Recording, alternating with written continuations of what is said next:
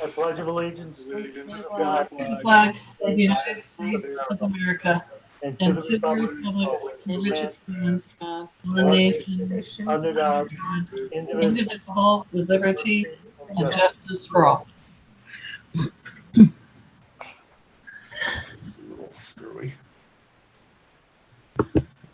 All right, Open Public Meetings Act statement. The New Jersey Open Public Meetings Law was enacted to ensure the right of the public to have advance notice of and to attend the meetings of public bodies, at which any business affecting their interest is discussed or acted upon. In accordance with the provisions of the Act, the Board of Education has caused notice of this meeting to be published by having the date, time, and place thereof posted at the Augusta, Branchville, and Sussex post offices, and notice sent to the New Jersey Herald, the Star Ledger, and the clerk of the boroughs of Branchville and Sussex, and the townships of Frankfurt, Lafayette, and Wantage. Mission statement. High Point Regional High School, in partnership with staff, family, and community, is dedicated to the quest for individual excellence. By fostering high standards of achievement, we prepare students to become responsible and productive members of a diverse society. Fran, may I have a roll call? Sure. Mrs. Anderson, Here, Mr. Ancliffe, Here. Mr. Caraza, Here. Mr. Dunn, Here. Mr. Arnold, Here. Miss Nugent, here, Miss Smith. Leanne probably's muted. there she is. There she is. Mr. Dona, Here, Dr. Ripley, Here. Dr. Kehoe, Yes, present. and Mr. Zabel is here also. Okay. All right, at this point, we're going to go into our training session, and I'm going to turn it over to Kathleen Asher, if you wouldn't mind giving us update on negotiations.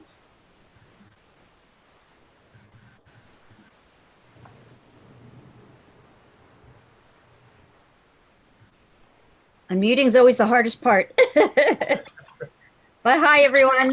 Thank you for having me today. Thank you to Kathy Hellowa, your field rep, for putting this all together. I really appreciate it. And we are gonna, I am from New Jersey School Boards Association. I am counsel, and we're gonna talk a little bit tonight, just get you some informational stuff about negotiations, especially, and if you have any questions about negotiating during this interesting time, I can let you know from my experience. I'm assisting a couple of districts right now with negotiations during COVID. So one we're doing in person, one we're doing virtually. So I can give you a little heads up about kind of how those are both working in this world. And I do have a PowerPoint, and I'm also going to either later tonight or tomorrow, I have some materials that I can get you. They're not necessary for tonight, but they might just be just some good background materials that you can maybe take back with you just to review. Compelling negotiations information for you just to take back with you after tonight. Feel free to ask questions during, if you have any, that is fine.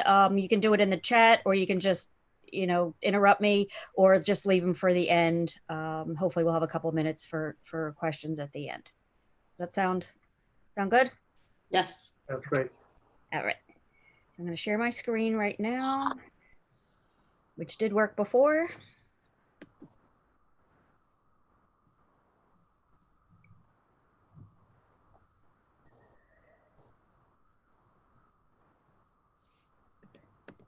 Okay. Everyone can see that? We're good? Okay. All right, we're just gonna get right into it. And again, if you have questions, I have no problem stopping and answering some questions. But just to let you know, negotiations is alive and well during COVID. There are plenty of districts going forward in the process.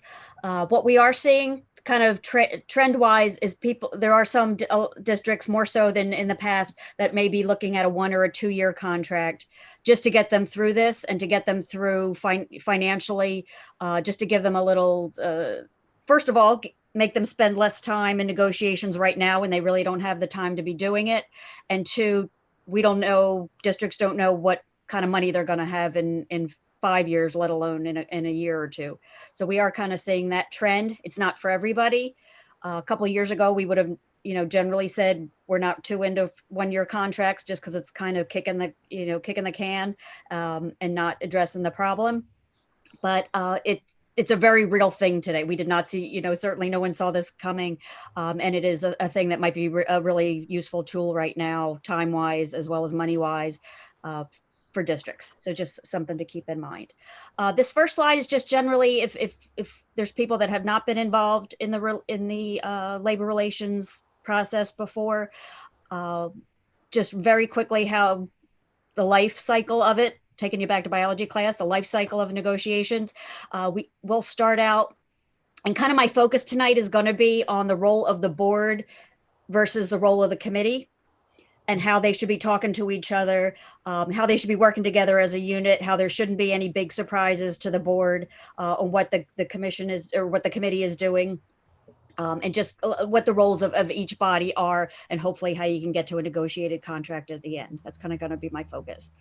But for those of you, just first of all, a general overview is when negotiations start, it's going to be face-to-face or virtual face-to-face right now with both sides, with your management people, your committee, any resource people that you want to have in, your BA, superintendent, whoever you're going to have in with your negotiations team. And yes, you can have the people that you want in there. Both sides can have either side can have whomever they want to be in there. And neither side can object to, oh, I don't like Fred to be there for union. I don't like Fred to be in there for management. You can't do that. So that's when you're going to be doing your face-to-face. And you're going to get as far as you can, and you're going to try to negotiate. You're going to read your contract booklet, and we're going to talk about the stuff you can be doing ahead of time. So I'm simplifying this a little bit, but you're going to look at the issues, and you're going to figure out some goals that you really absolutely need to come out of this process. You need to have some goals going in so that you don't lose sight of them during, because there is when you're in the middle of negotiations, it is just a myriad of proposals going back and forth, papers going back and forth, hopefully cordial arguments, but arguments nonetheless. A lot of times things can get lost. So as long as your board, and then by transition, your committee knows exactly what their parameters are, you can have a really, make the most use of your time and have a constructive time. Not always possible, doesn't mean that's a failure, but it does. There are times when districts aren't going to get to a settlement and they need a little bit of help, which is perfectly fine. And that's when you go to your impasse procedures. So there are independent fact finders that come out of, there's an agency that comes out of Treasury, out of Trenton, that will provide you different levels of mediation, fact finding, and what they call super conciliation. It's just a big more formal fact finding, but will help you if you get to that point where the parties can't come to an agreement, whether it be one issue or a myriad of issues. That person can kind of come down and help you during those different levels, and they increase in informality, but they can really be helpful because you're kind of getting an impartial person to listen to both of your sides, and then telling you what's realistic, what's not realistic, what's going on in the world, what other people are doing. And you sometimes just get, a breath of fresh air in there. And for your purposes in education in New Jersey, none of those procedures are not binding.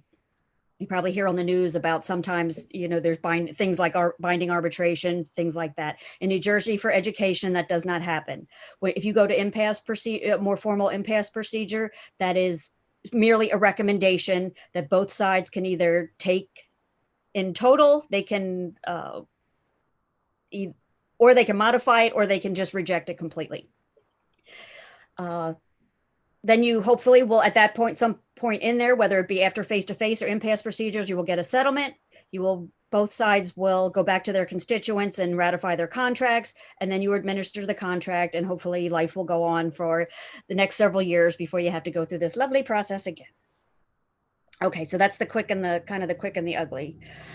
And so tonight we're going to talk about negotiations, and why we do that is because there's so much of your budget actually comes down to this process. So I always say this is one of your most important, as board members, this is one of your most important tasks.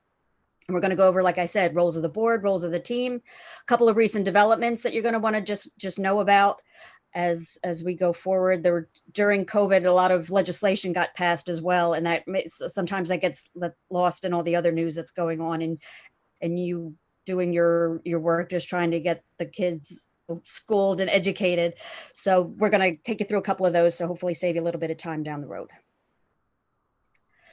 Like I said, there's some things you're going to, if you're going into negotiations or when you're going into negotiations, some things you might want to, it's not just starting out that first day at your face-to-face negotiations. There's a lot of research that, if done, can really help you out once you're sitting at the table.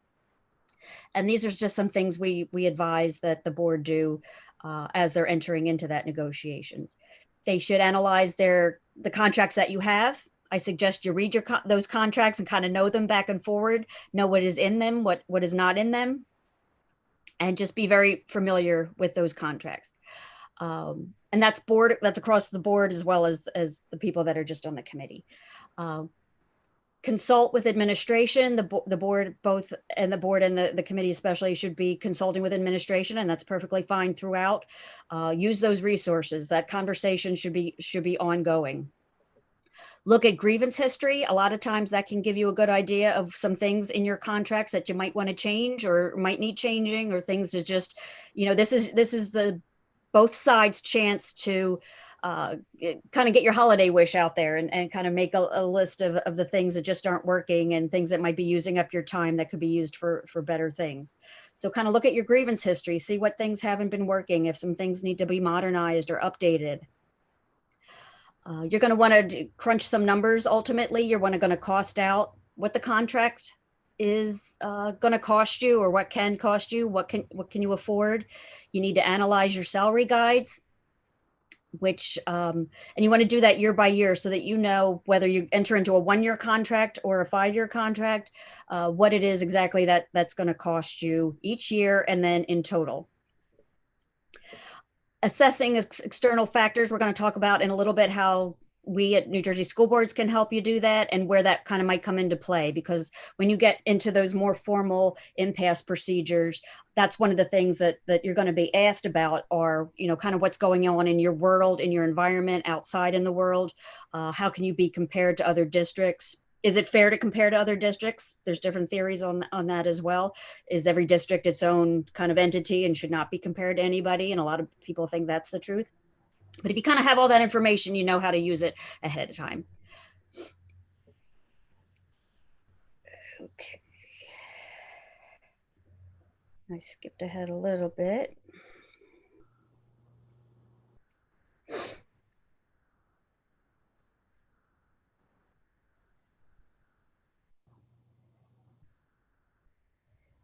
And I will take you through, we at New Jersey School Boards, we keep a lot of information on data and things like that. So when if you get into those procedures, we can give you some of that information about what's going on county-wide or statewide or in districts that are kind of specific district factor group wise or to you, so that you're actually comparing apples and apples and that sort of thing.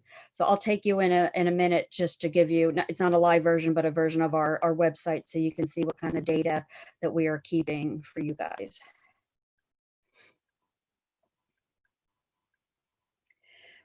We also, this is a very small version, but we literally offer a class called Ready, Set, Bargain, which is a full 8-day bargaining class that kind of takes you from everything from first looking at your salary guides, crunching some numbers, teaching you how to cost out your agreement. And we're actually doing one on October 8th. We're going to do a virtual one. It's the first time we're going to be doing a full day virtual class. So those usually really well attended, but we will at least virtually, you get to get up and take a break every so often. But it literally takes you from salary guide creation to, at the very end, those impasse procedures. We get into a little more detail on how to actually get your settlement down in writing. Mm-hmm.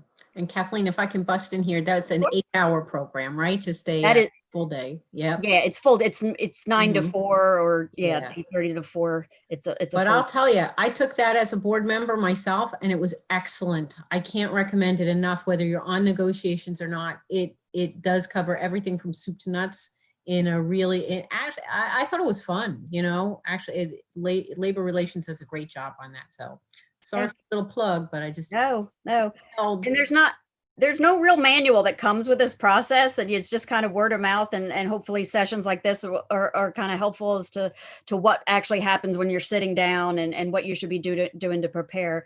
And I think that class does kind of takes you soup to nuts if you've never, whether you've done it before or you have not, you kind of get an idea of how because we always get people that have maybe been doing it for 20 years but they've only done it at their district, so they don't know how other districts are necessarily working. So we've had really good reception to that course. And again, we do have one coming up October 8th virtually. We usually do about 2 or 3 during the year.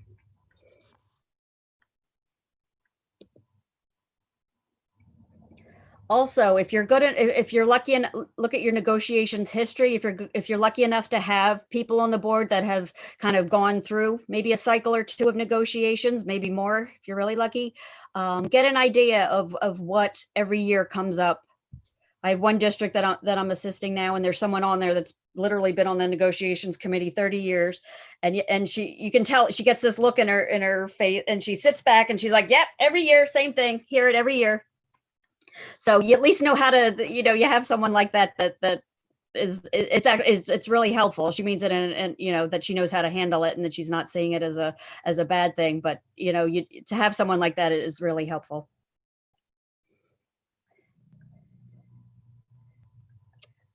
Getting back to when I was talking a little bit about external factors, again, when you get kind of more into the formal impasse procedures, if you're unable to come to a settlement just with the parties, these are the kind of things that they're going to be looking at. You want to kind of keep in mind when you are entering your negotiations. And they're going to ask you kind of, what's the employment rate going on in your district? What's the employment in the county around you? What's the unemployment rate in towns that are like yours, or districts that are like yours, same size, same constituency, regional, in your case, that all those kinds of things, cost of living, foreclosures. There's a lot of good sites every day. There's a lot more helpful sites than there were the day before. But a lot of times we refer to National Bureau of Labor Statistics, and our own New Jersey Department of Labor has a lot of good stuff too. So this is not stuff, don't look at this as not looking forward to it down the road. This stuff already exists. It's not something you're going to have to run out and come up with. Another thing they like to look at in those impasse procedures are what other settlement rates teachers are getting, what kind of insurance issues are coming up. And we're going to come up, a lot of you are probably aware there's a brand new healthcare bill that has just been passed, and I have a resource for you all on this too. But yeah, that's a little bit, some of that is off the table right now because a lot of it's been put into statute going for about 7 years into the future. But that's a cost. That's something you actually have to fill in. You have to know what that contract's going to cost you now with that insurance. You want to have add your salary guides, all the money that you're going to put out in temporary leaves. Now you have all kinds of COVID expenses that weren't probably budgeted a year ago. So all these things that's going to be a new world when we get an impasse about how we're going to give them that kind of information. But we will, we're happy to work with you on that and tell you what other districts are going to do. Yep, Ms. Debbie. Definitely, Debbie. I'm just wondering about getting comparative guides from local districts, basically. Is that something that you're able to provide for us, or is that something that they have to reach out to the local districts and ask them for themselves? With regard to teacher settlements, we keep all that information. We have a data analyst who collects that every couple of months. She sends out surveys about where people are in negotiations and what their settlement rates are and what kind of things they gave up and what kind of things they got back. And so, yeah, you don't have to necessarily go out and make calls. And in a minute, I'm going to show you how that's on our website for your board members can get it. That's a part of your service. Okay. But she can also put together, and I'll have her contact information, but she can put together reports so that you're not necessarily looking at the whole world. You can look at things that are just related more to you. You can Right. say, I'm interested in the district, or, you know, I'm interested in the county, or just districts that are like us, that type of thing. And I think that's only one slide up. Okay. If you do go to our website, at www.njsba.org. And I can get everybody copies of this presentation as well, if you're not gonna, you don't want to catch it right now. But along the top there, you see on the right-hand side, there's 5 buttons about NJSBA, and then it says Our Services. If you go on Our Services, go down to the second line is Labor Relations. And you're gonna hit that. And when you do that, you're going to get this page. Again, this isn't a live page, but this is what you're going to see. And it gives you kind of contact for the different services that we're able to provide. We can help you with contract analysis, advice, critical information.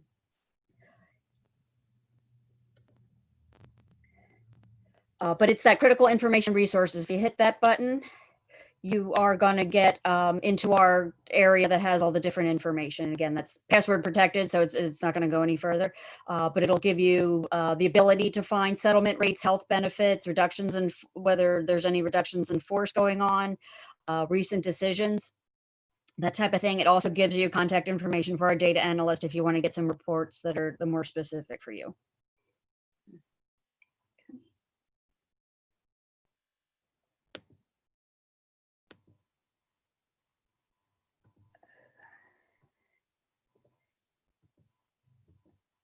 We did talk about this a little bit, but yeah, if you get through the face-to-face bargaining and you're not just able to get to that final process, those impasse procedures you're going to hear about, where you are assigned kind of a neutral to help you work out your issues. Those go kind of in order of formality for mediation, and then you go to fact finding, and then you go to super conciliation.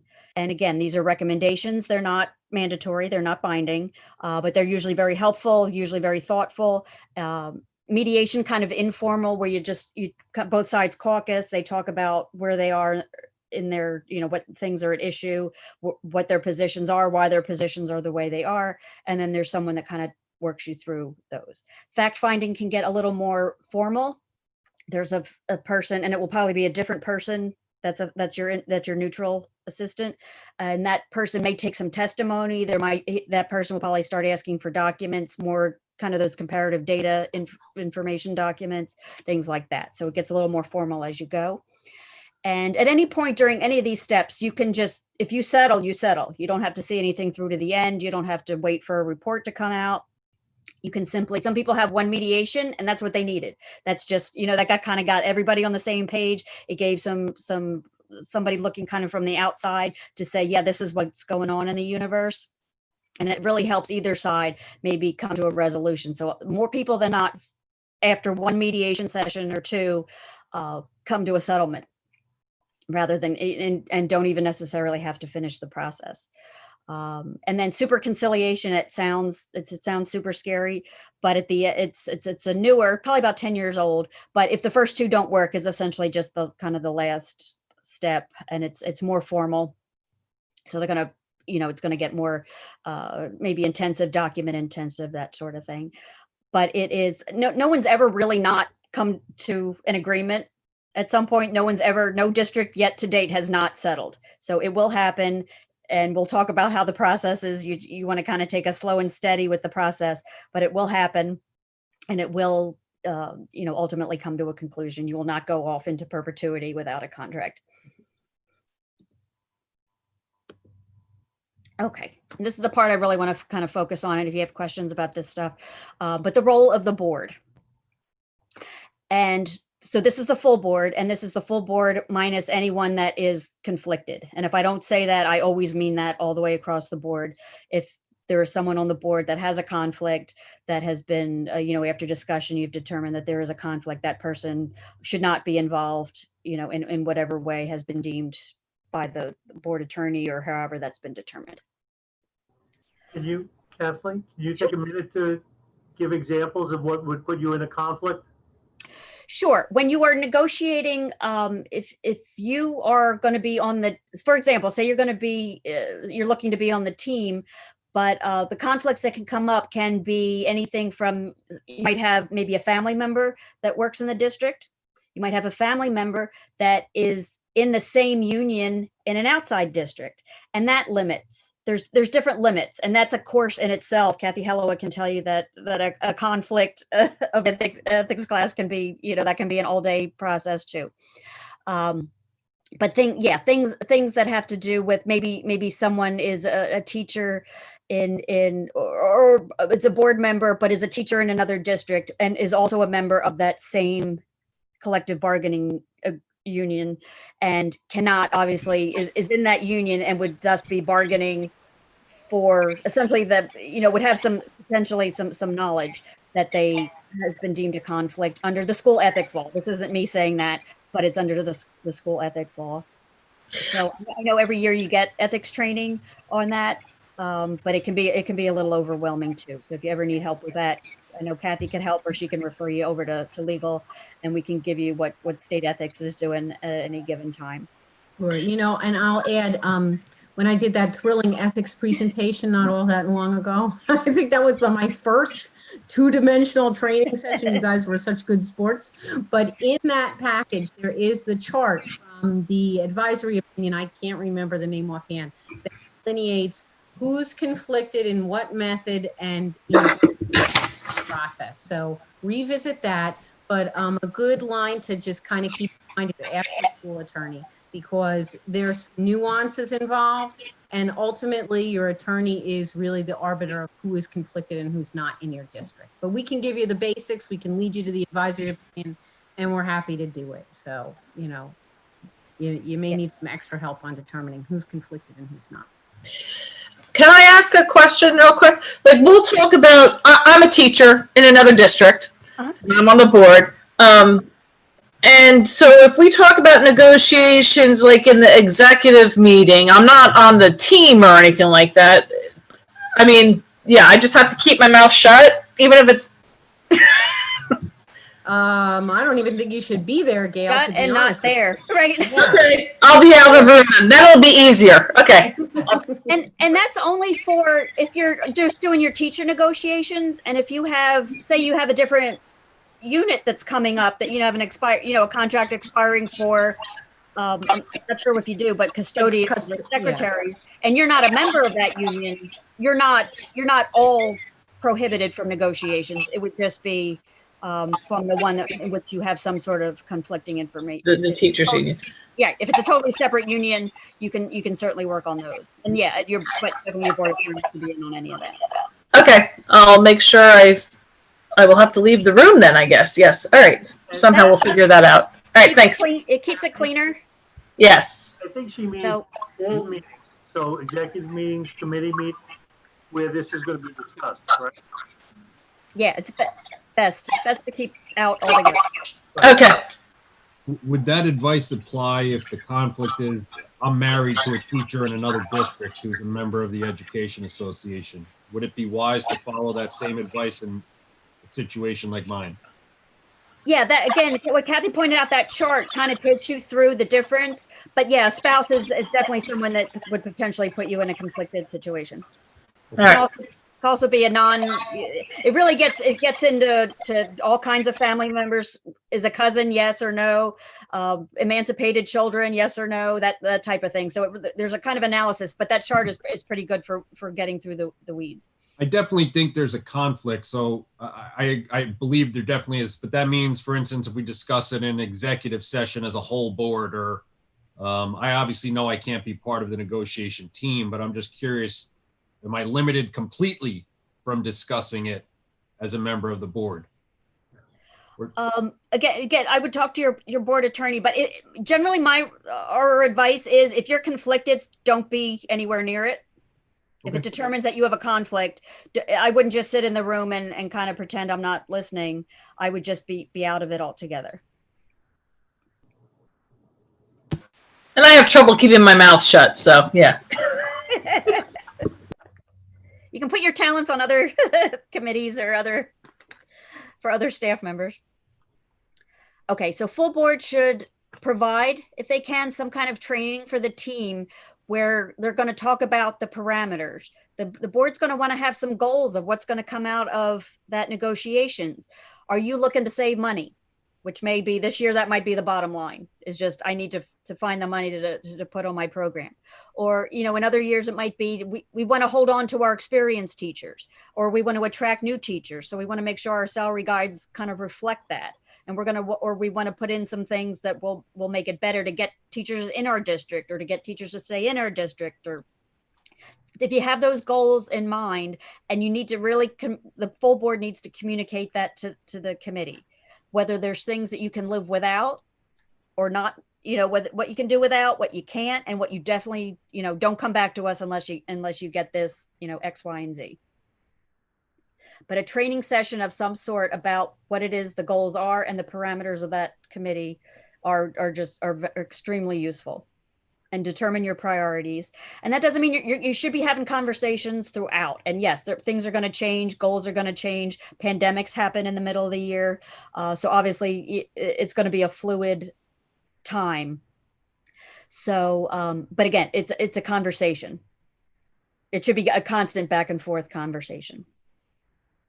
The board is ultimately the boss. The board's going to be the boss, and the committee should know exactly what parameters they have to go back to, what they're allowed to agree to, what they're not allowed to agree to, or what they should go back, what they know not to go back and say, okay, you know, the committee never wants to agree to something they know they do not have the parameter to agree to. And that's some of the worst things that a committee has to do, is go back to a board and say, I think we might have agreed to this, and we know we shouldn't have. So hopefully that, you know, that communication keeps those lines open, so that will not happen.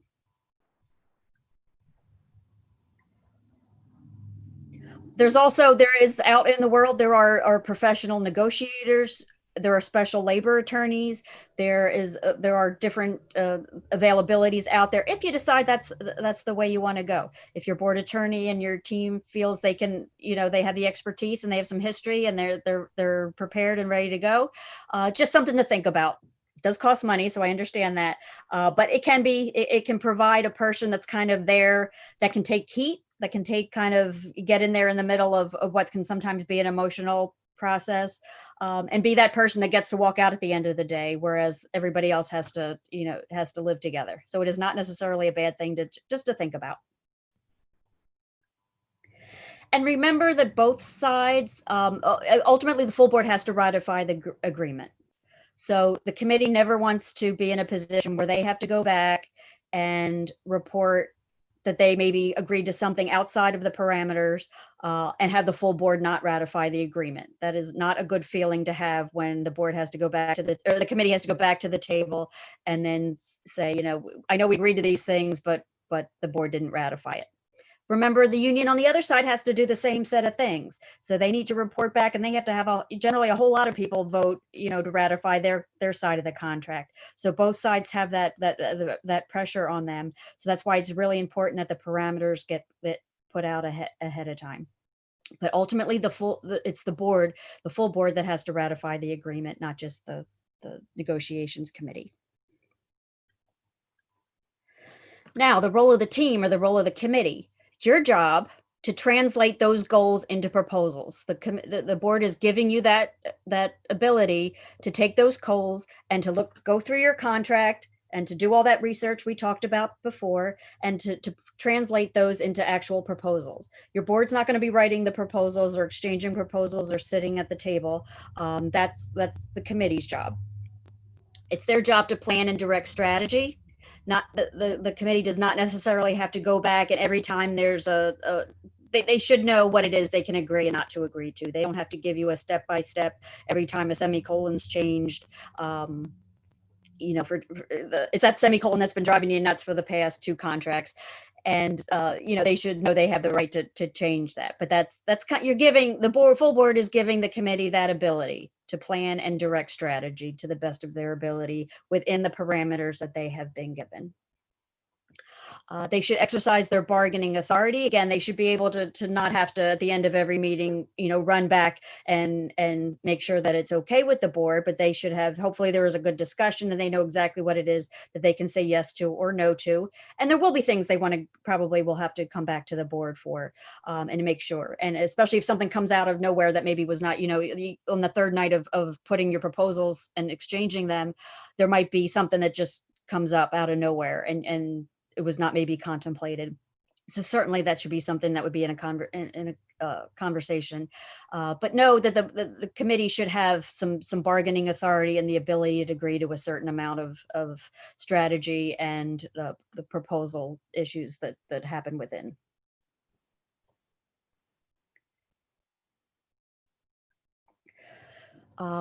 The team should also be aware of their relationship to the full board. And we do get that question. Sometimes we get people that, and definitely not this district, but we get districts where the committee may come up just one day and say, okay, we agreed to everything. And the board is kind of taken aback at that point. That's not the way it's supposed to work. It's supposed to be a communication. And hopefully that's the way, that's the way to get to full compliance, everyone knowing exactly, being on board with what those goals are, that you have achieved those goals with the contract that you have achieved.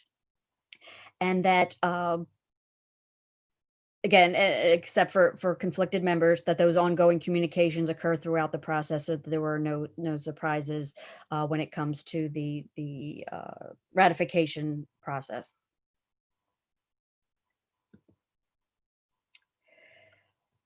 In the area of what was usually a very time-consuming issue for negotiations is the health benefits question. And for what many of you know, there is now a many people are calling it the new Chapter 78. It's really Chapter 44. It is a new law on health benefits.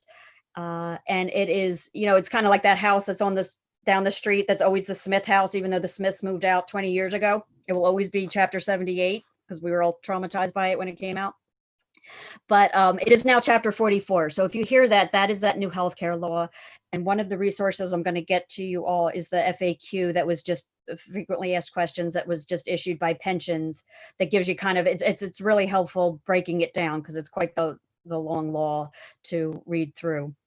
But it has taken a lot of the negotiations off the table and has mandated that several of the programs are non-negotiable, meaning you can't talk about them yet, you can't change them until going into 2028.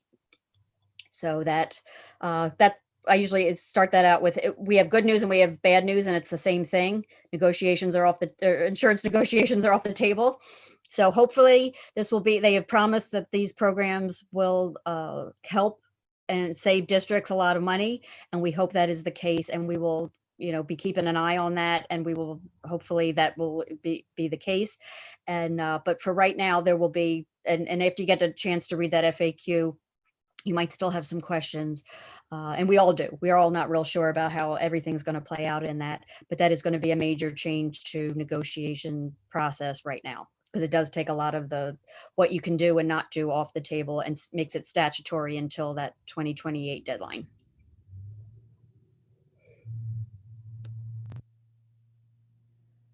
Some end of contract concerns. When you're getting to really close to the end, you've agreed on a lot of the, you've agreed to that extra leave day, you've agreed to the salary that you can all afford, and there's some things you just want to think about.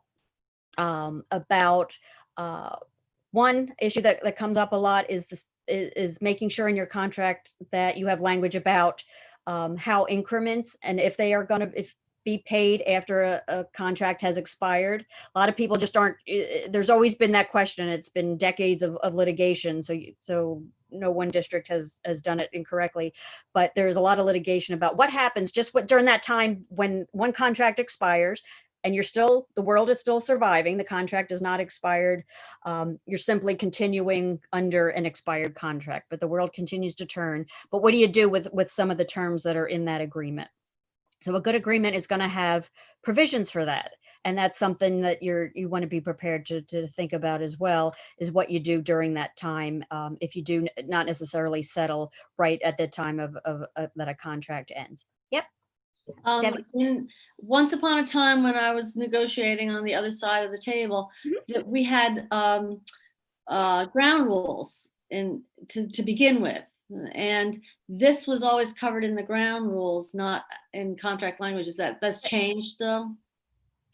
No, that's a lot of, there's different theories on whether people like ground rules or not. I'm a fan. And yeah, that's, I think that the Supreme Court of New Jersey has literally come out and said, please don't make us decide what to do. You guys decide it ahead of time. So I think ground rules are a great idea.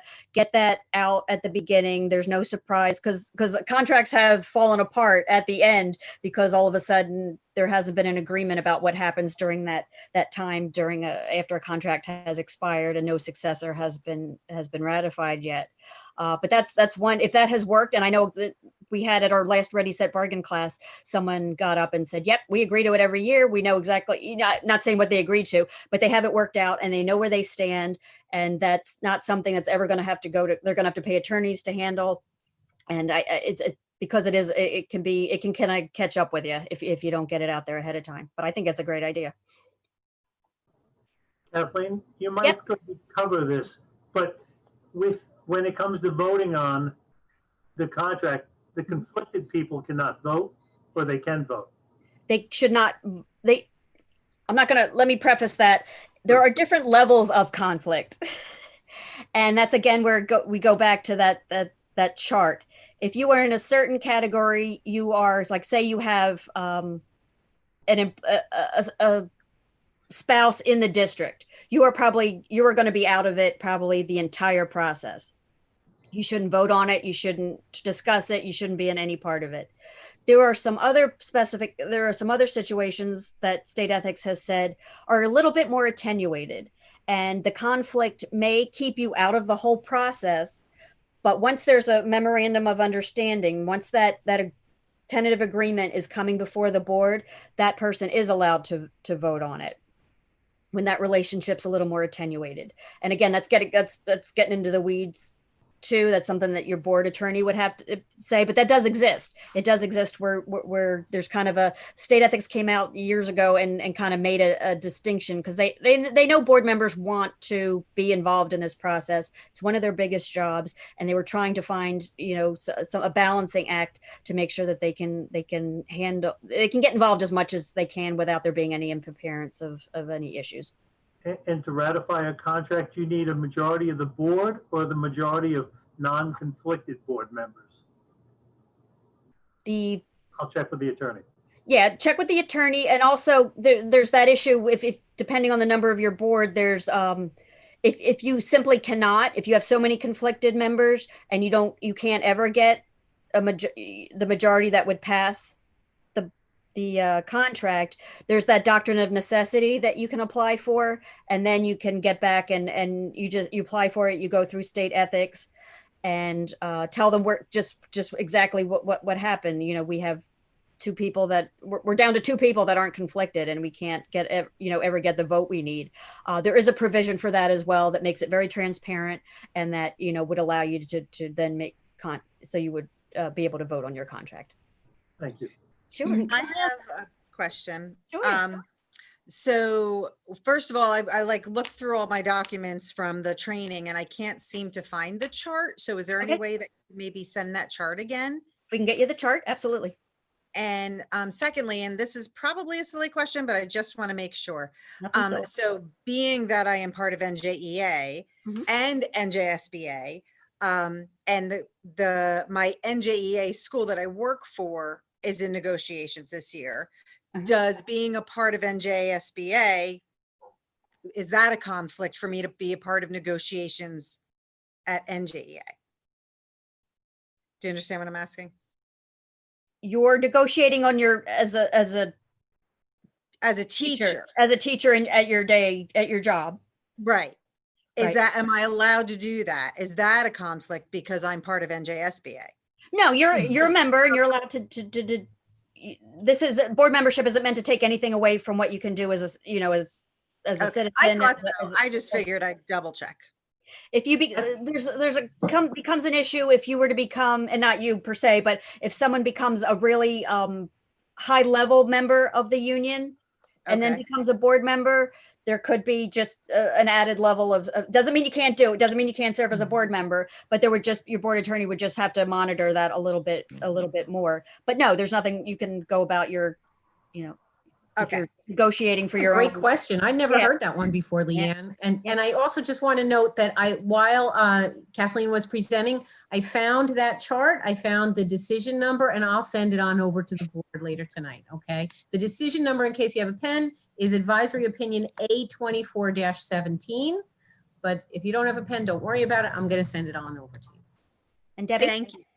I too, Kathy, have found your chart that you gave. And there's it's not really a chart, it's a description of what A24-17 does. And there's a difference between immediate family members and relatives. And I'm looking at that, and that immediate family member, of course, Joe, your wife is an immediate family member. And Gail, you are also the member, so you can't do this. But I have an adult daughter who's in NJEA. She's a relative. She doesn't live with me. She's not dependent. She's a relative. So I have, according to this, it says if the person is a relative employed in a different school district and a member of a statewide teachers union, the board member may participate in negotiations and may vote on the CNA absent any other conflicts. So I'm in. Right. All right. It looks that way. Check with your attorney though, Debbie. Check with the Make attorney, sure that right. you get the airtight advice. You think Cover that your eyes and cross your T's, but yeah. Ethics complaint? I don't know. What would that be like, right? Imagine that. With press coverage and everything, imagine. So we'll check with him. Yeah, and school ethics has even made the distinction between, say, your 25-year-old daughter still living in your house. They will look at whether that person, are they emancipated? Are they paying you rent? Are they all, are they kind of just on their own, but for living in your house? They really get into that's why it's. She's gone. She's married. She's got kids. She got a new job. We're good. You did everything. Okay. But yeah, just double check, but that's takes them out of it into a different category. Okay. All right. And then I know time's getting short. But then another consideration some people decide that this is generally something you would probably decide more at the beginning. It used to be it was a given, but again, how many year contract are you going to look at? We are seeing really a downturn, and we have not seen a 5-year contract in quite some time.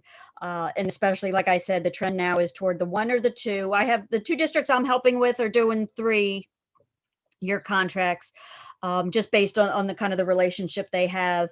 And, they've been crunching the numbers, and that's what they feel they can afford. We're not finished yet, but they're comfortable getting into a 3-year. But if you need something, there is that availability. Several years ago, they allowed the 1 and the 2 contract for that purpose, that you're not, because in this day and time, you're not necessarily kicking the can just because I don't want to do negotiations for this year. But there's a lot of reasons. There's funding issues. There's all sorts of reasons why you might want to do a 1 or a 2. Just to get you through, and then pick up back on your regular maybe 3 or 4 year schedule after that, because it's a lot of time to put in for a 1 or 2-year contract, unless you can pretty much agree to everything but a few terms here and there. But it can be in this time. It's something we just want you to know that you do have as an option. And then we will just keep you, we've been keeping you, PERC is the Public Employment Relations Commission, if you're not aware. And that is that agency that I told you will give you those independent fact finders if you need to go to impasse. But they also create a lot of law on negotiations and what can be negotiated and that type of thing. And for the board members, hopefully all the board members get our school board notes, and whenever anything comes out in there, I know we do have one coming out in next week's school board notes about a good case that came out of negotiations out of Atlantic City.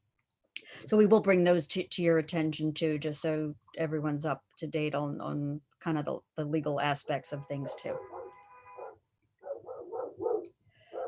Just some last minute general advice when you're in the process. Sometimes it's hard to step back. You want to get it done. Human beings as a rule want to get through the process, and they want to, come out with their contract, and they want to have it all done.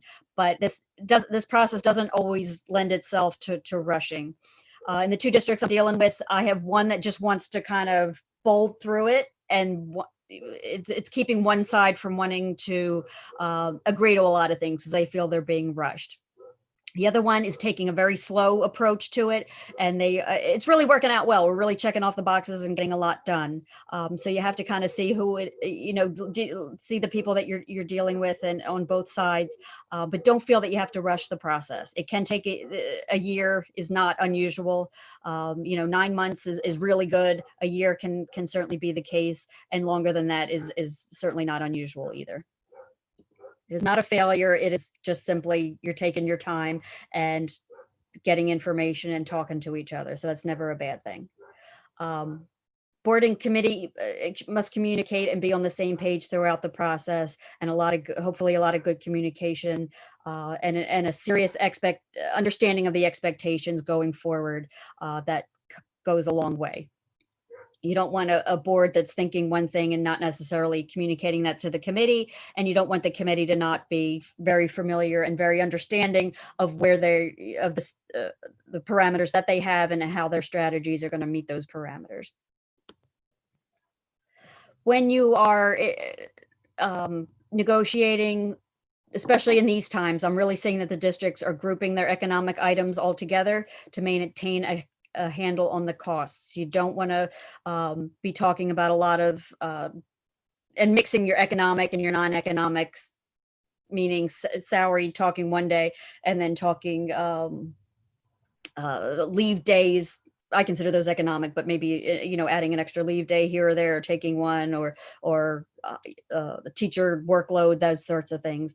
Keep your economic items together so that you keep crunching the numbers and see exactly what your contracts are going to cost you, and make sure that you can afford it.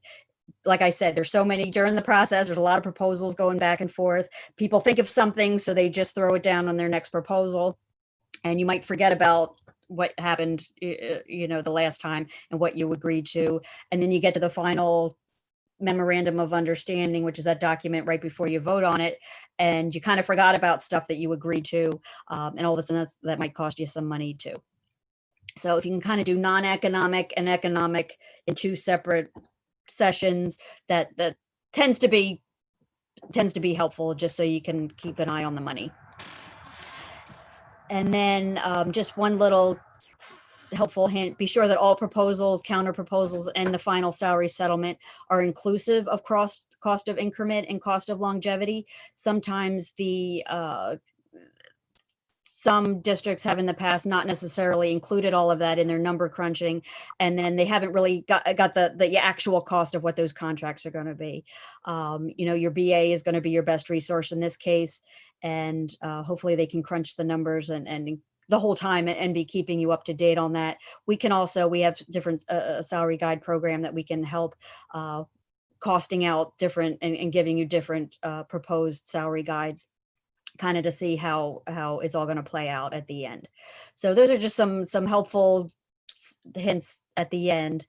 And I'm happy to answer any questions. And that's our contact information. That's our website, just for labor. That's our web address. And remember, there's that under labor relations is where you want to go for any materials. But if you, I'm going to send you, actually, there's a document that we put out that is a pretty nice, it's light reading. It's not terrible, but it will give you kind of at the table. There's also a couple of articles on exactly what board, on helping make board goals to actually go to give to the committee. And that's how to kind of brainstorm all together and how to get those. So you'll be getting all those yesterday, either tonight or tomorrow. And we have that whole labor relations website is full of those kind of documents. Again, I know time is short. But they're kind of nice little 2-page breakdowns of how negotiations can or just how they're going to look like if you haven't been at one, or maybe if you've just only been in your district and you want to see how maybe other districts are doing things too. Any other specific questions? I think I'm about at my time. A lot of good questions. Any last questions? Oh, Kathy, thank you very much. Kathy Heller, thank you very much for coordinating it. We really appreciate it. Thank you. Oh, thank you. Thanks for having me. Okay. All right, guys. Great to see you all. Stay safe and healthy, okay? Absolutely. Be Thanks, good. Have a great meeting. Thanks. Thanks, everyone. Thanks, Kathleen. Thank you, Thank Kathy. you. Bye, everyone. Good luck. Thank you. Bye-bye.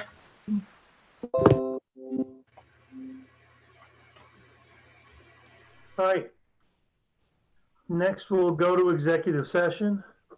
A motion will be made that High Point Regional High School Board of Education enter executive session to provide an update on legal, personnel, and negotiations items, which are exempt from public participation pursuant to New Jersey Public Law 1975, Chapter 231, Open Public Meetings Act.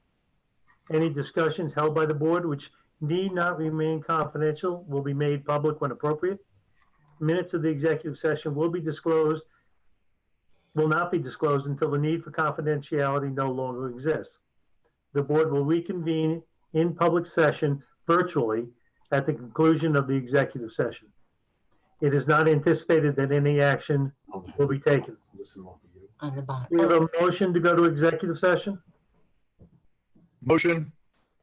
Do we have a second? Leanne, with a second? All in Yes. favor? Bye. Can you hear it okay? Anybody opposed to going to executive session? Seeing unanimous to go to executive session, we'll now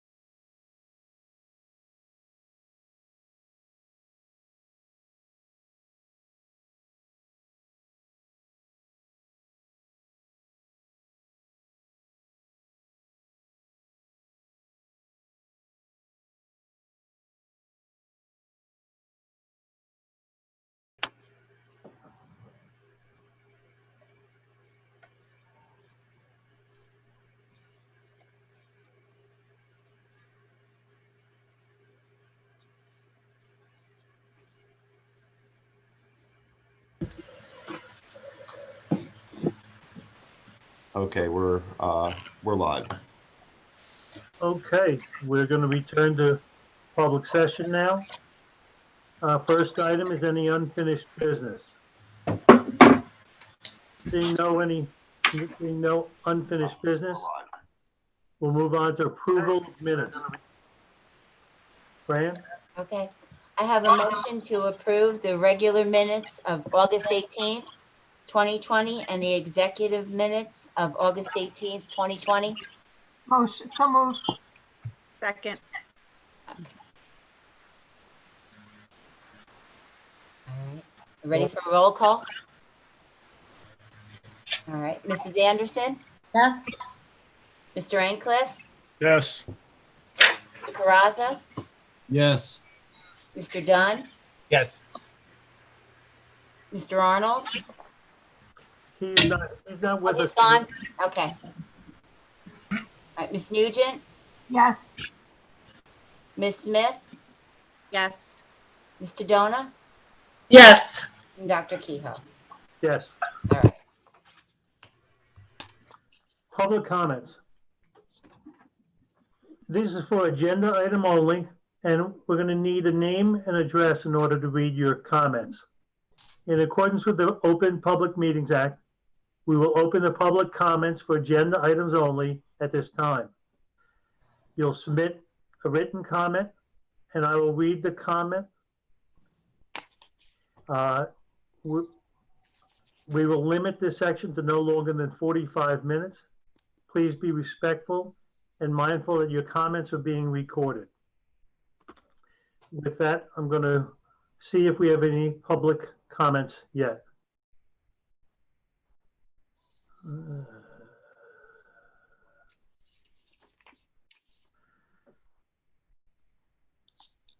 Okay. So far, we do not have any public comments. As a reminder to anybody who wants to get them in but didn't, we have a section at the end for public comments also. At this point, I'd like to go to presentations. The Student Council is not giving a presentation at this meeting, and they will begin in our October meeting, hopefully. Next presentation is the HPEA, Ms. Mancuso. Yes, thank you. Thank you, Dr. Kehoe. I want to thank personally Dr. Ripley, Mr. Talamay, and the entire administration team and yourselves, Dr. Kehoe, and the board for helping us transition into opening up into this unprecedented time of pandemic. Saying as much as I can say, it's disheartening to understand that we are through this time of unprecedented. It's just, I have no words. Our teachers are trying. We've gone through this transition. We went from March and closure and into opening, and it's great to see the students here and there on the hybrid schedule. But the concerns of, every day is a new day. And I thank God for a new day. It's a daunting task for admin and teachers. And I can say the teaching staff has turned on a dime, and without trying to learn the technology that needs to be done, some of us are dealing with 4 different devices in class to service our students. I have personally been affected by COVID within my own family. Not me, but I've lost a member. And I can't imagine having to deal with all of us teaching and having to worry about a multi-generational family that you have to go back to, and having our own children on a hybrid or remote schedule. It's stressful and it's crazy. I just came out of an NJSBA organizational meeting dealing with observations, where the state has not leading with guidance on how observations are to be considered. And I just want us to have empathy for our students and our teachers to understand that this is a learning process, and how we're going to be judged going forward I think we need the compassion and the empathy that has been afforded us in the past to go further. And I know with all of our your guidance and Dr. Ripley and Mr. Talamay's guidance, that we need to be a part of the process and not to be punitive, but to be more of learning how to adjust to this. And I'm not going to say new normal, because this can't be normal. I am exhausted. I'm only 58 years old, but I'm exhausted at the end of the day. And I have healthcare professionals in my family that wear double the protection than I do. And they're exhausted. They laugh at me to say that how tired we are. But we are learning new skills that we didn't go to school with, that have to deal with making sure that we're inclusive with our students. So I want to thank you and thank everybody that's involved. But do understand, this is not an easy task. And I do understand that everybody wants to get back to normal, but this, I don't know when it's going to happen, but we need to do this together. And thank you for your time. So that you should have no problem doing it. Thank you. Carla, thank you very much. And thank all the teachers for everything they're doing. Thank you. So the next report will be, a presentation will be the principals and athletic report. Mr. Talamay. Thank you, Dr. Kehoe. Good evening, everyone. I just wanted to start out by saying thank you for a great opening that we have had. To echo what Ms. Mancuso has talked about, it has been a tremendous team effort. I want to thank personally the custodial staff, the maintenance staff, the security staff, the secretarial staff, the administrators as well. And it just has been a collaborative team effort to get open in such a successful way. I want to thank in particular the teachers, as Ms. Mancuso was talking about. Their work and their efforts and their dedication to our students is second to none. You've heard us say that many, many times throughout many, many situations, but no situations like we're all facing together as one that we are. So their dedication is unparalleled. And also want to say thank you out loud to our students. Our students have been absolutely fantastic. No surprise there at all. But it's a situation that they're walking into and they don't really know what to expect. No matter how many times we tell them what to expect, it's very, very different. And they have been absolutely outstanding as we would expect, but way even beyond our expectations. So I wanted to make that public declaration as well, not just our staff for their dedication to our students, but to the students overall for how they've handled themselves, how they've acted as young adults. And it just really is proud to a moment to be able to see that and see their smiling eyes come off the bus every morning, getting ready to come to school. So I just wanted to open with that. In addition, we had our first ever virtual freshman parent night last night. That was well attended. We had almost 60 parents together that watched that presentation. We rotated basically 3 virtual rooms. So thank you to Dan Yardley and IT staff for helping coordinate that. And that was a very well received communication. And that's really what it was, to give the ninth grade parents a separate night and not do away with the ninth grade parent night, but just do it a little bit differently than we have done in the past. In addition, we are planning for a virtual and or video format for our back to school night, which is going to be next week, the 24th. So stay tuned for more details on that. We're kind of ironing out some of the wrinkles on those things to make sure that we can meet the needs of our community, to be able to utilize and access the information, but also our teaching staff as well, to make it something that's accessible and efficient for them too. So we're working out the last little details of that, but that will be on the 24th of next week. If I can go into the athletic report, Dr. Kehoe, if that's okay. Please do.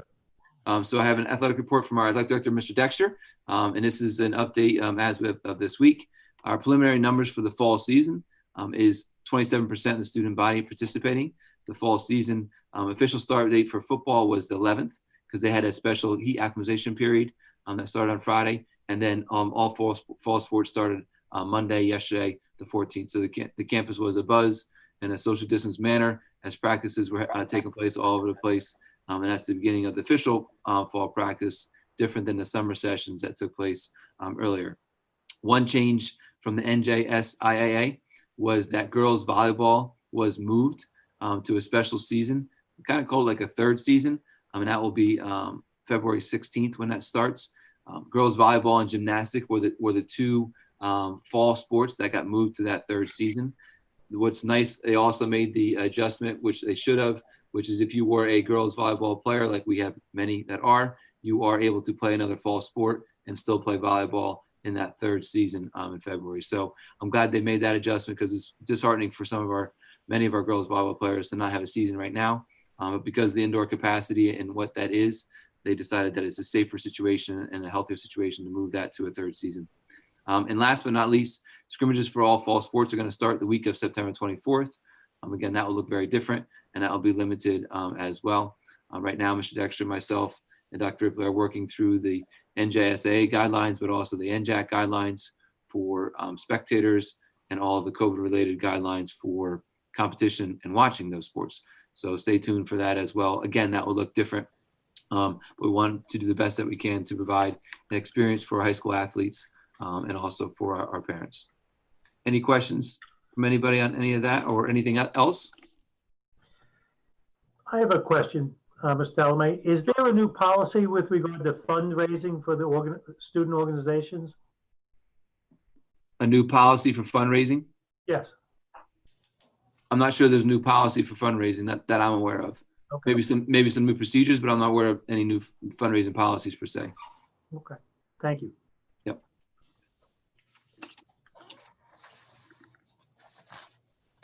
If that's it, then we'll move on to curriculum and instruction. Great, thank you very much. I'm going to attempt to share my screen. Give me just a minute here.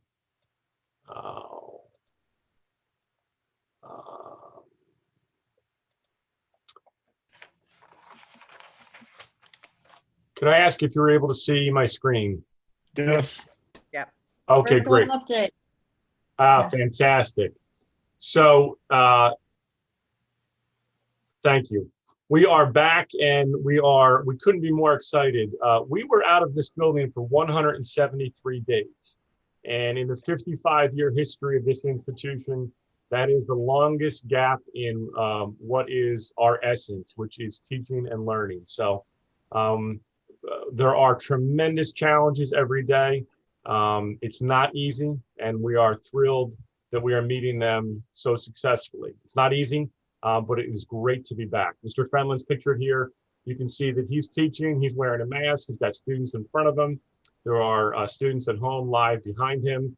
And thankfully, we're back and we're thrilled. I have mentioned this the past 2 months, but I would be remiss if I didn't mention it again. More than 85 community members, board members, parents, students, teachers, administrators, community members helped us pave the way for a successful reopening. So we continue to be appreciative of that group. On August 25th, a handful of students and staff went through a simulation. We met at Skyland Stadium and rode the bus up 565. We entered the building through checkpoints. We attended classes in person and simulated virtual classes. And that helped us quite a bit prepare for the next week, which was our opening. Our campus is covered everywhere with welcoming, spirited signs that remind all of us to be safe and socially distant. So thank you to Mr. Talamay, Ms. Leduc, on the coordination of that. It's not overdone, it's tasteful, it's school colors, but everywhere you turn, you are reminded that you have a responsibility as a High Point Wildcat to do your part. Mr. Fenlon's social media ambassadors have also taken to the task of putting out an important social media message every day. They're using clever graphics and reminding their fellow students to be careful.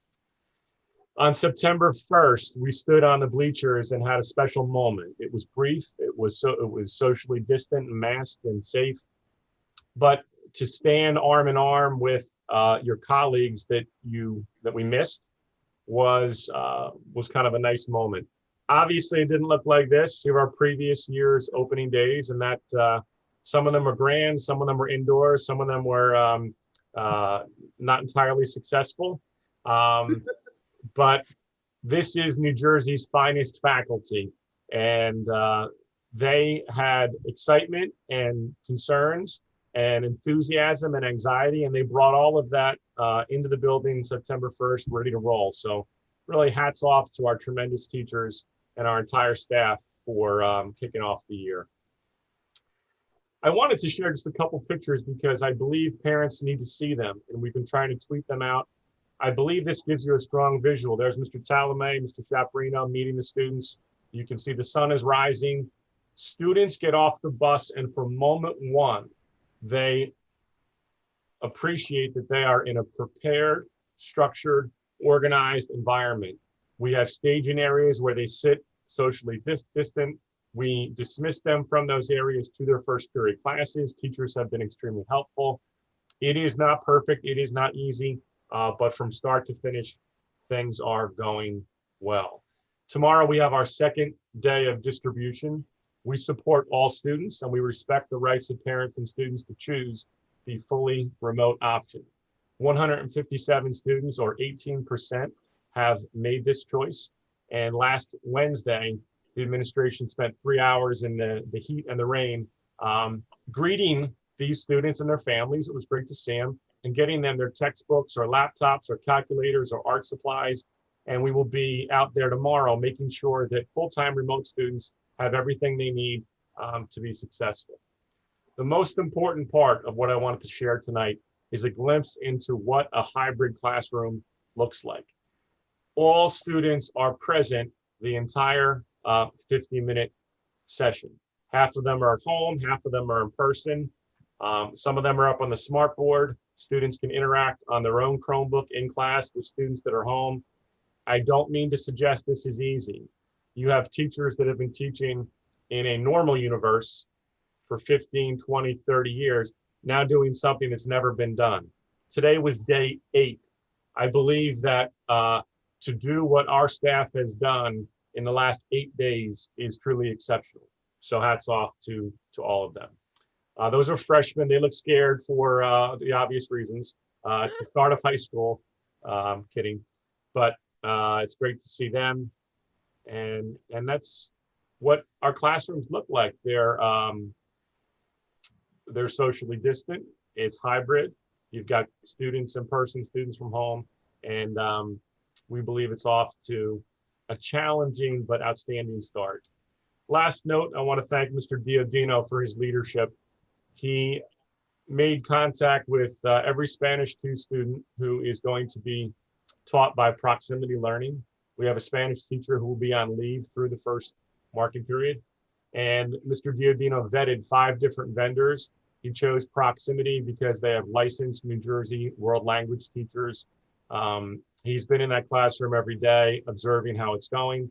It will be 1 marking period where these students, it's actually flipped. Their teacher is off-site and they're on-site. It is not ideal, it's not perfect, but we have been through this challenge before, and I believe this solution, although temporary, is one of the best that we have created when we need to fill the gap of a teacher where there is a shortage of certification. So thank you to Mr. Diodino for that. And thank you to the High Point community, everyone, for helping us get off to a really strong start.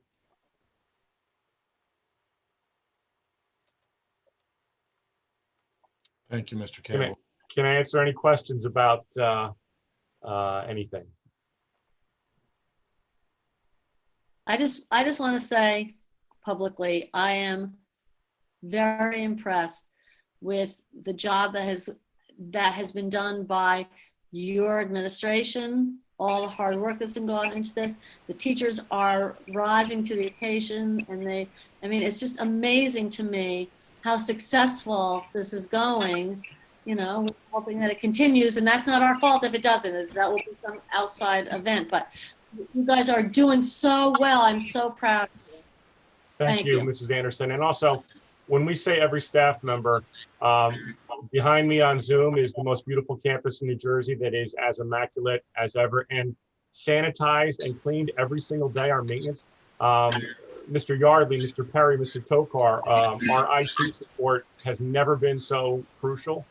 So there are so many little pieces of people that are doing more than ever and doing it exceptionally well. And there's a great sense of being part of a school community that so many people are doing effective, challenging things to get off to. It's only day 8, but we're really happy. So thank you.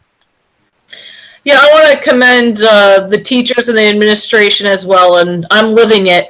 But it's really a lot of effort, and I've heard nothing but good things from the High Point community as I've talked to people as it's gotten started. I know there was a lot of anxiety beforehand, but I feel like it's smoothing out a little bit, and you know, everybody's trying to do the best they can with it. So thank you for all your hard work, because I know it's exhausting, and I really do appreciate what the administration and the staff has done.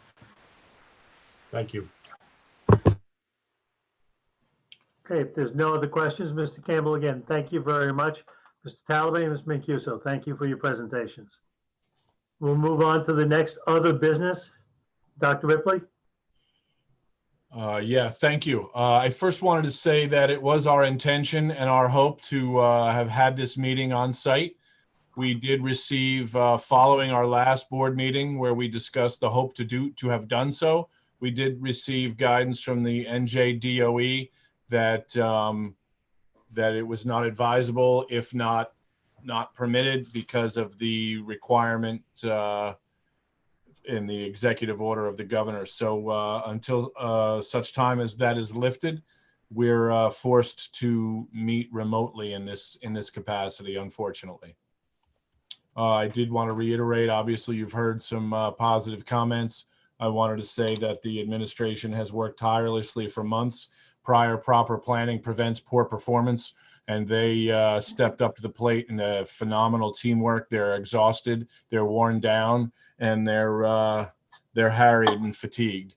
And the staff has come in and also been a part of that teamwork, and we've come together as a school community, and about which it's been a phenomenal experience. I know that there was anxiety coming in, but we believed that that prior proper planning could mitigate that anxiety to the degree that people were feeling good about coming in. I will also say that you know, the IT staff has been phenomenal. The bus drivers, the transportation coordinator, the transportation office, the custodial and maintenance staff, secretary.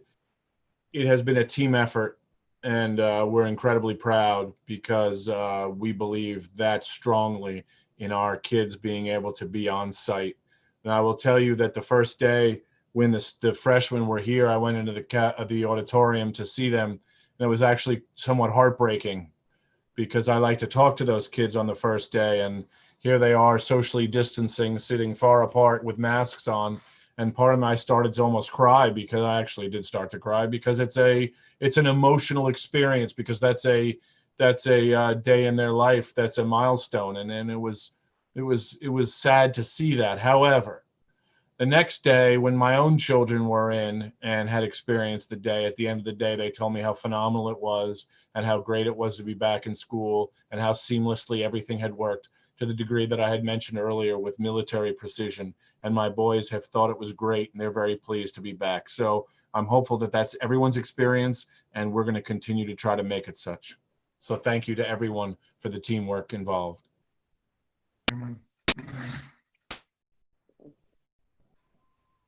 Thank you, Dr. Ripley. We're going to move on to the action items. We'll start off with curriculum. Ms. Smith? Yes, so items 1, 2, and 3, faculty attendance, student attendance, and the suspension report were not included. And there is nothing to report at this time, being that we just started school. So making a motion to and seeking a second to it's recommended by the superintendent for items A4 for the board to approve the harassment, intimidation, and bullying report for the period of August 18th through September 15th, which fortunately is 0, which we always would appreciate it. So making a motion, seeking a second to approve that. Second.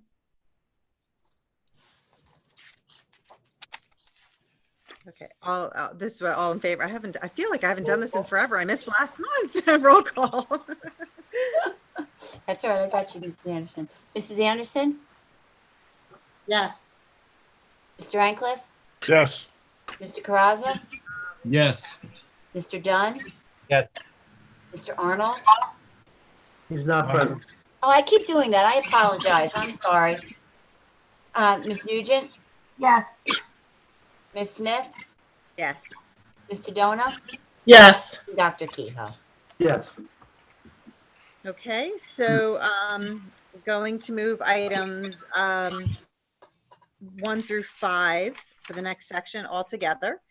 So making a motion, seeking a second to move items. Number 1, recommended that the board recognizes there are no curricular field trips attached. Number 2, recommended that the board approves of professional development activities as listed on the attached roster, attachment A6. Recommended that the board approves the revised 2020-2021 school calendar, attachment A7. Number 4, recommended the board authorizes the special education structured learning experience program as part of the transition plan, which will include student work experience at local establishments, including but not limited to Newton ShopRite, Walk Hill Refuge, and the Fairgrounds for the 2021 school year. And finally, number 5, is recommended that the board revise the list of NJDOE interdistrict choice on roll other students for the 2021 school year as noted below. Grades 12, there are 4 students. Grade 11, there's 1 student. And grade 10, there's 1 student. Make second. Second. Roll call, please. All right. Mrs. Anderson? Yes. Mr. Ancliffe? Yes. Mr. Caraza? Yes. Mr. Dunn? Yes. Ms. Nugent? Yes. Ms. Smith? Yes. Mr. Dona? Yes. Dr. Kehoe? Yes. We'll move on to personnel. Mr. Dona? Okay, I'm going to move items 1 through 8. Item 1 is in accordance with the terms of the HPEA agreement. The following individuals have provided the appropriate verification required for advancement on the guide for the 2020-2021 school year as listed. Number 2 is that it's recommended that the Board of Ed approves Michelle Estarza as treasurer of the school monies as listed. Number 3, it's recommended that the Board of Education approves an extended sick FMLA leave for employee 132, effective September 2nd, 2020 to November 2nd, 2020, or until released back to work by a physician. Number 4, it's recommended that the board approve Saul Santiago Jr. as a part-time school security officer for the 2020-2021 school year. Number 5, it's recommended that the board approves Sean Mulligan as a third shift custodian as listed for the effective on or about October 1st, 2020 for the 2020-2021 school year. Number 6, it's recommended that the board approves the following mentor for provisional teacher listed and authorizes the payroll deduction as mentor as listed. And number 7, it's recommended that the board approves the following 6 period assignments listed below beginning September 2nd, 2020 until such time as the permanent employee is released back to work. And so those staff members are listed in the periods. And number 8, it's recommended the board approves the adjustment of previously approved 1/10 of a 6 period assignment to be changed to 1/2 of a 6 period assignment as listed. Can I have a second? Second. Any discussion?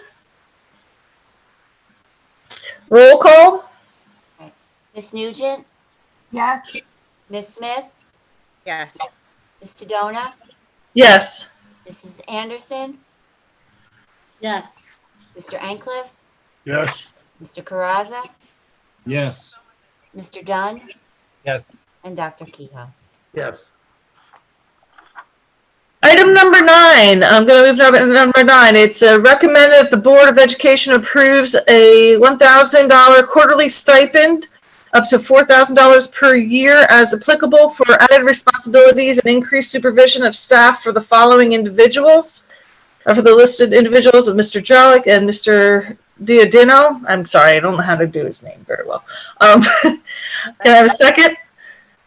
Second. Second. Discussion? Okay, roll call. All right. Mr. Ancliffe, Yes. Mr. Caraza, Yes. Mr. Dunn, Yes. Ms. Nugent, Yes. Ms. Smith, Yes. Ms. Tadona, Yes.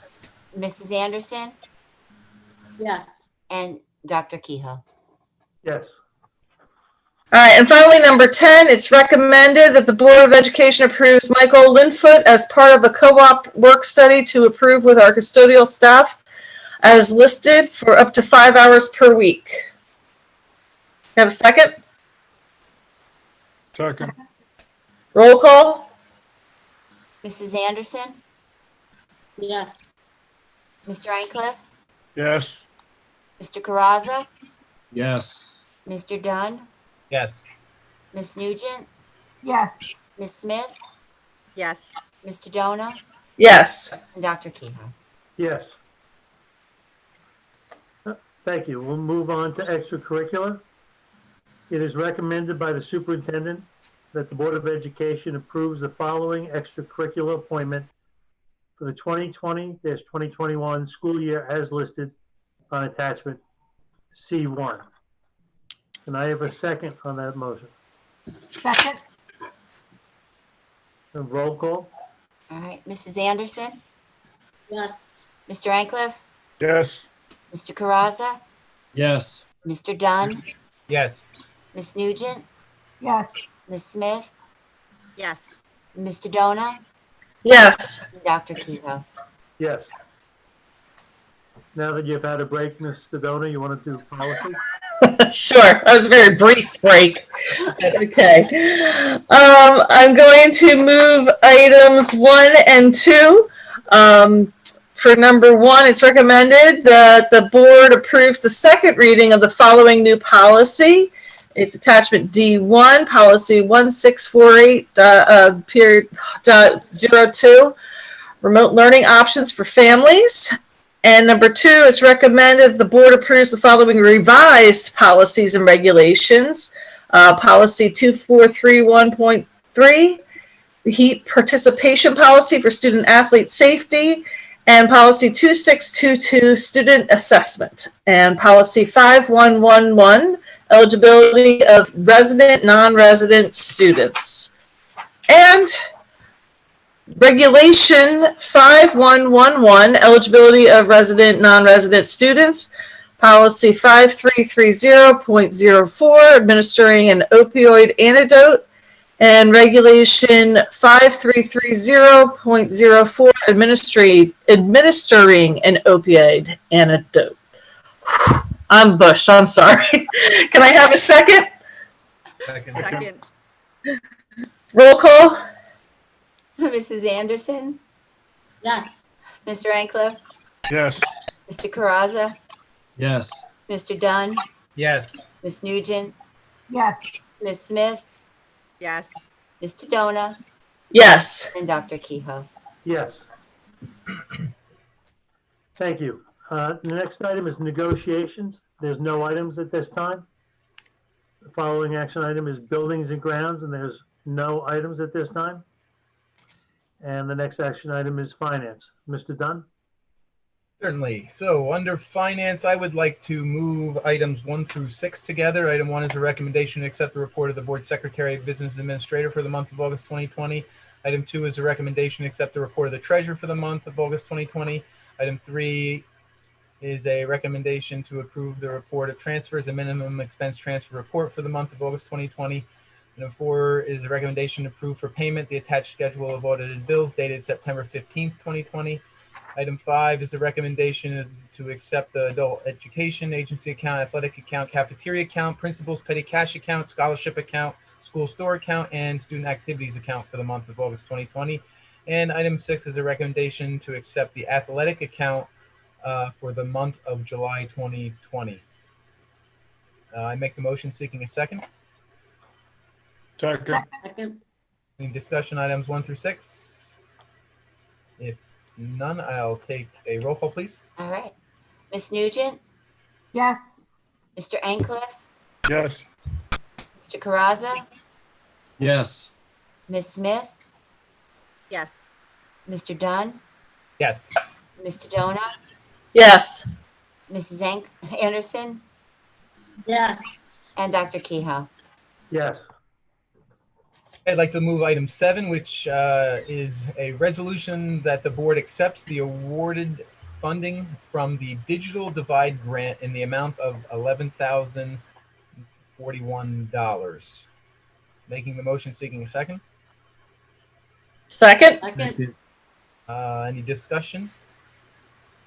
Just that, as we learned in committee, that Dan Yardley took the initiative of applying for this grant money, which is available to us because of the pandemic funding that's going on. And we're very happy that he was able to do that and grab us some bucks, because every little bit helps. Indeed.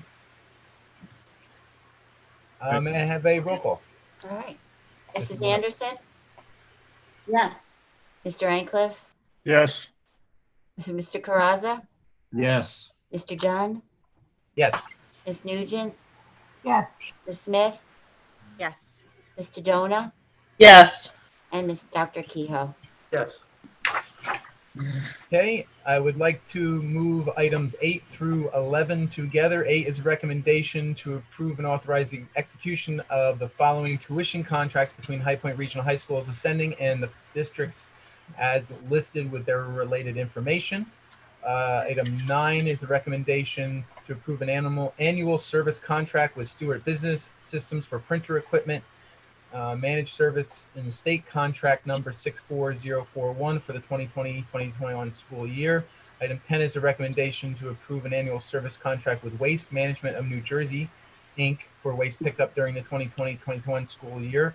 And item 11 is a recommendation to approve an annual service contract with Water Management Services, Inc. for the water treatment plant management service for the 2020-2021 school year.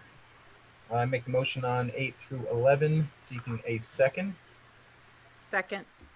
Any discussion on any of those items? If none, may I have a roll call? All right. Mrs. Anderson, Yes. Mr. Ancliffe, Yes. Mr. Caraza, Yes. Mr. Dunn, Yes. Ms. Nugent, Yes. Ms. Smith, Yes.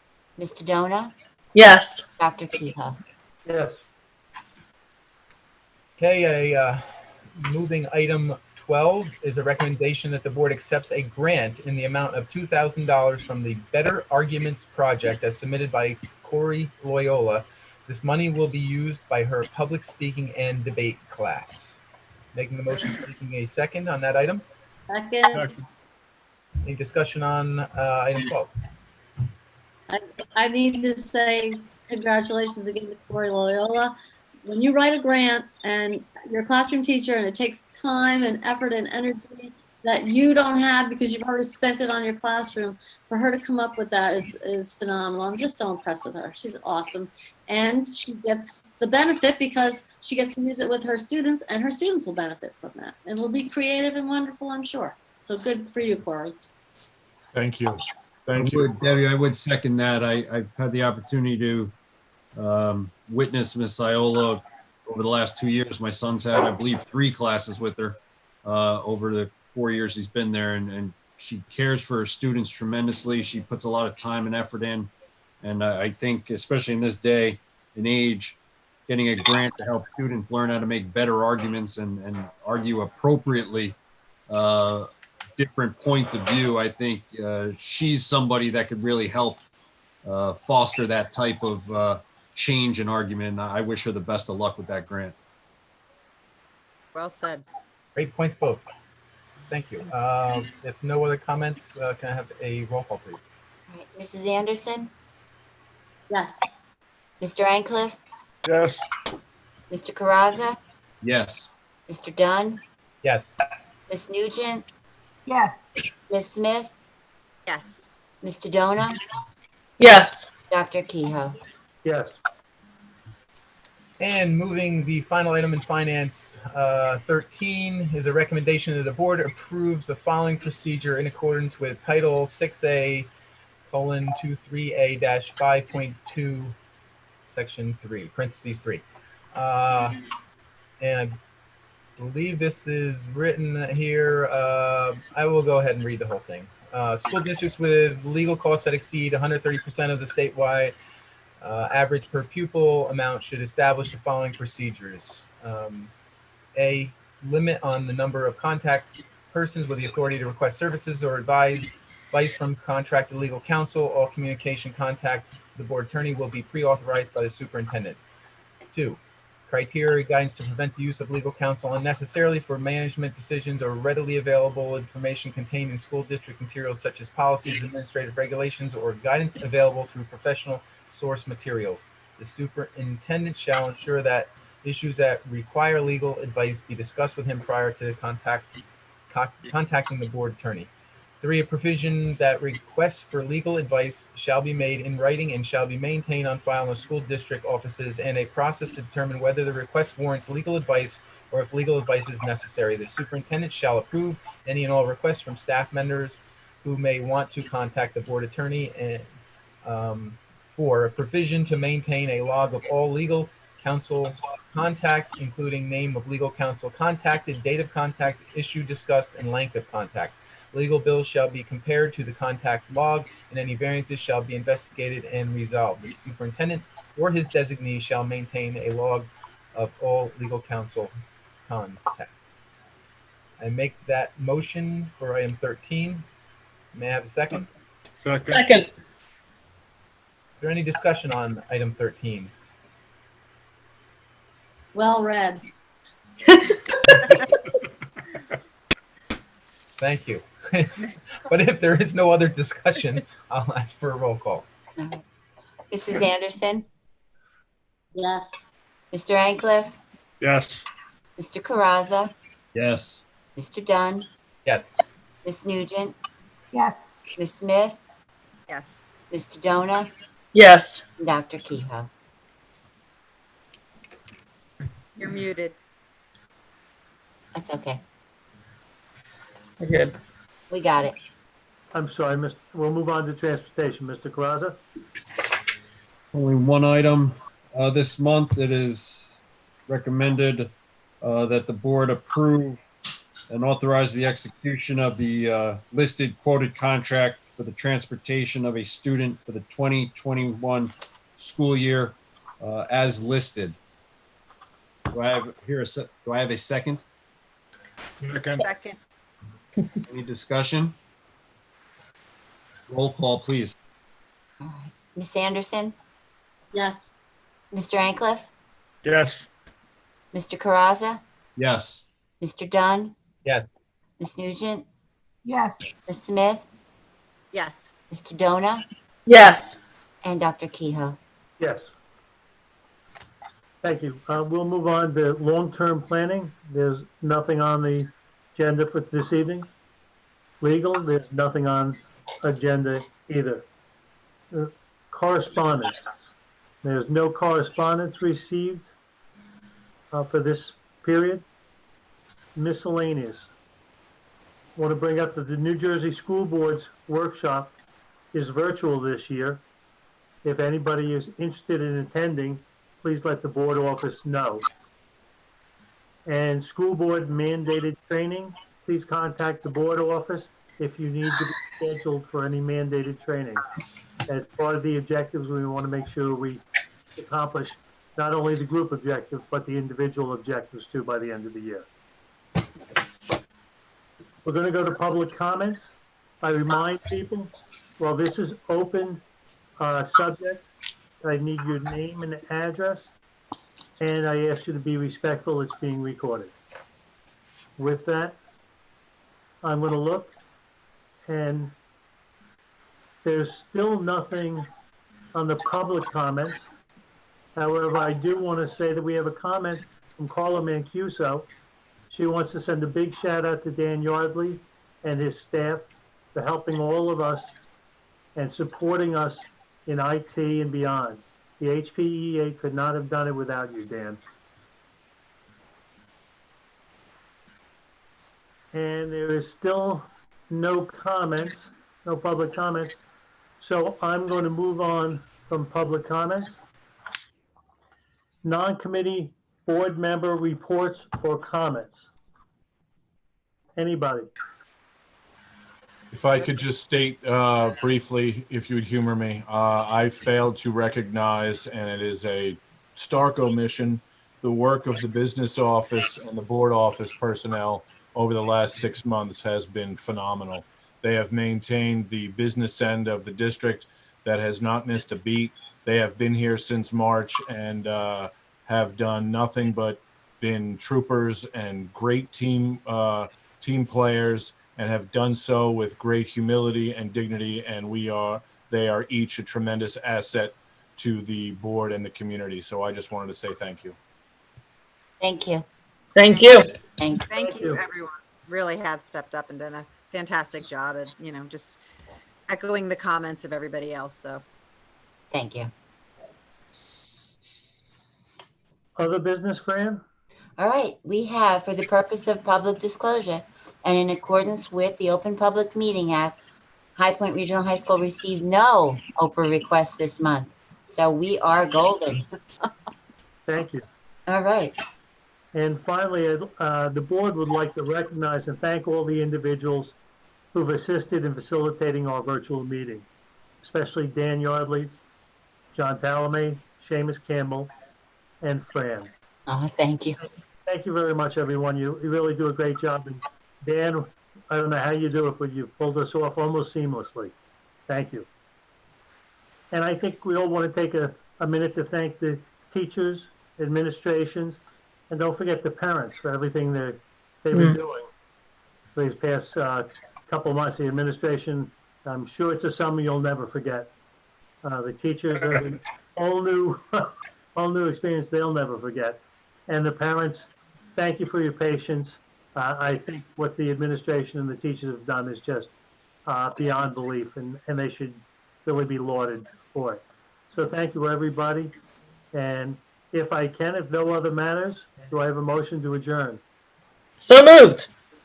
Motion. Second. Second. All in favor? Aye. Any opposed? Seeing nobody opposed, and Joe, you can wave to me if they're opposed. Seeing nobody opposed, we'll end the meeting. Thank you very much.